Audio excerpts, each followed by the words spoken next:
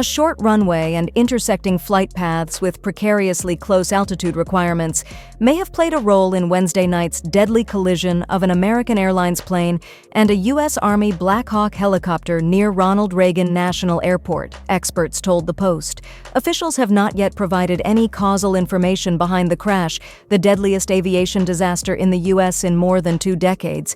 However, Transportation Secretary Sean Duffy said Thursday that the tragedy was absolutely preventable. The Post spoke to several aviation experts about a number of factors that may have contributed to the fatal collision. Originally built to shuffle VIPs into the nation's capital on private or government jets, Reagan is a smaller airport and the only one physically in the district. With a runway nearly half as long as the standard 13,000-foot runways of other airports built to accommodate large commercial jets, landing is tricky for incoming planes, according to former D.C.-based American Airlines pilot John Wright.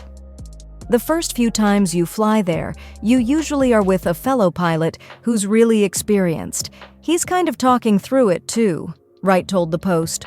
Where you land on runways that are 13,000 feet long, you've got plenty of room to play with. But at Reagan, it's only 7,000 feet. The shorter runway makes the descent difficult, creating the need for pilots to be intensely focused, he said.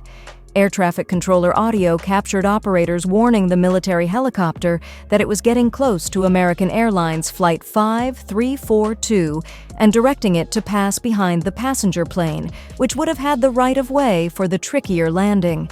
It's such a challenging airport to land a jet airplane at your focus is really on your airspeed, your altitude, your rate of descent, he said, adding that the last thing you're looking for is to see if somebody's crossing in your path. Still, he insisted, it's totally possible to operate safely at Reagan International. I did it for 50 years, of course. In addition to the shorter runway, intersecting flight paths with close altitude requirements could have also played a role in the tragedy. There are 2 flight paths, one for helicopters and another for airplanes, that converge near the Reagan Airport, according to an official flight map. Helicopters are directed to fly no higher than 200 feet in their path, while airplanes should be at roughly 500 feet, aircraft aviation attorney and former pilot Jim Brockle told the Post. That approach to that runway, the commercial aircraft published approach, is to basically fly down the east side of the Potomac River, and then about 1.5 miles from the touchdown, the aircraft would make this 50-degree turn to go land, he said. And when it makes that turn, it's just under 500 feet, and then obviously it's going to descend, he explained. Well, there's also a helicopter route that goes right down the river that's at or below 200 feet, and so you've got intersecting routes that are apparently deconflicted by, only several hundred feet, which is not a lot of room for a margin of error. What's more, Federal Aviation Administration rules allow pilots a standard 75-foot deviation from the prescribed altitudes, which could potentially drop that margin even lower, Brockle said. Hypothetically, that's a 150-foot difference, he said.